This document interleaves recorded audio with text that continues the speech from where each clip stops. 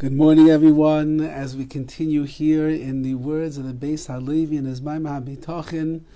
And believe it or not, we are holding by the 100th shiur today. 100 days of working on our Bitachon, 100 days of growing in our Bitachon.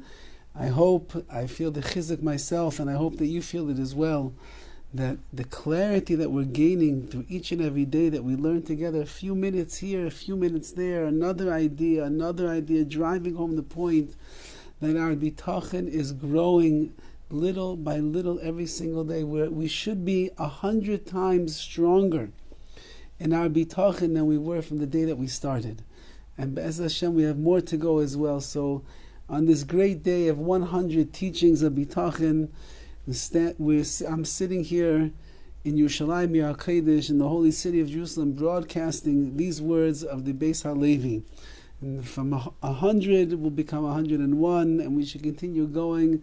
Ad Meya ve'esrim shana, for 120 years, we should always be growing in our Amunah and our Bitachon, so we can truly rely upon the Ribbono Shel Olam. A new chapter today, Chaf Aleph 21, Hishtadlus she'eina al pi Torah. When a person does Hishtadlus, they make efforts that is not according to the Torah, which means it's not according to the guidelines of halacha, nor what HaKadosh Baruch Hu wants a person to do in the realm of Hishtadlus. Says the Beis Halevi, Umizeh yuvan ta'os ha'anoshim ha'iskin b'Hishtadlus. Now we can understand the great error that people make when they engage themselves in Hishtadlus, that does not go and follow the ways of Torah, which means they do not follow the halachas in the right way.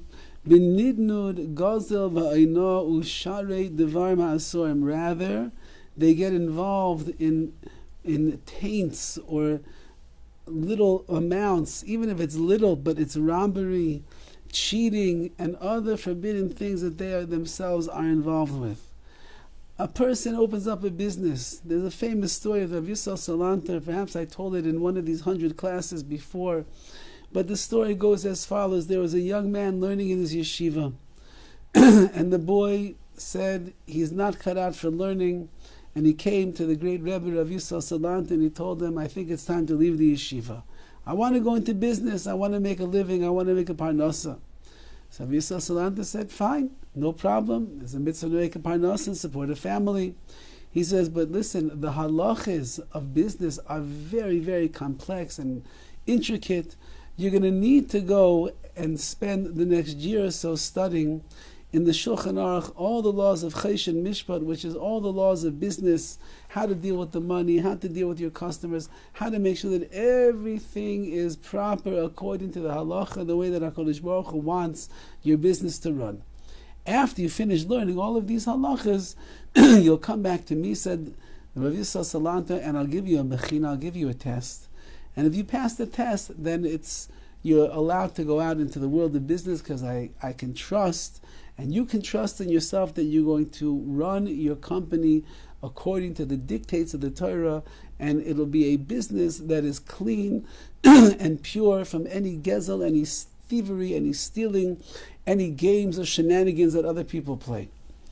So the young man took the words of Rabbi Salanter to heart, and he sat down and he began learning day after day, month after month, and it took him about a year and a half, 2 years to go through all the halachas till that he knew them inside and out, klor, as we say in yeshiva.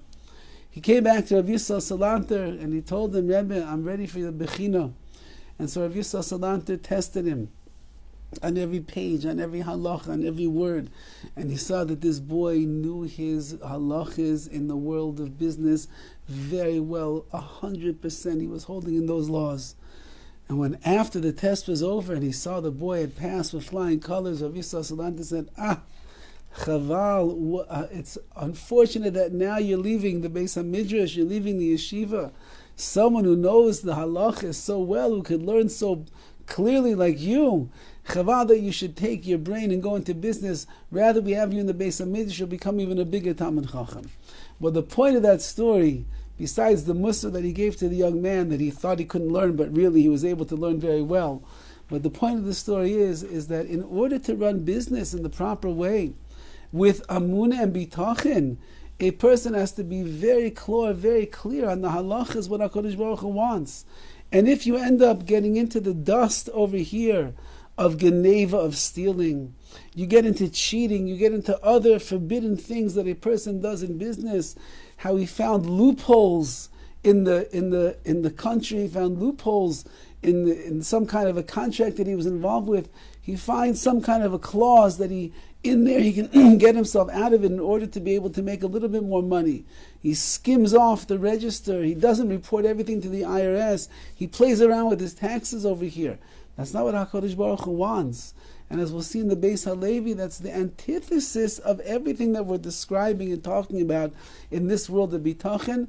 And it's certainly, as the Beis HaLevi is going to conclude, it's certainly not the Hishtadlus that HaKadosh Baruch Hu wants from a person. We have no choice but to do Hishtadlus, but it has to be done al pi darchei Torah, in the ways of the Torah.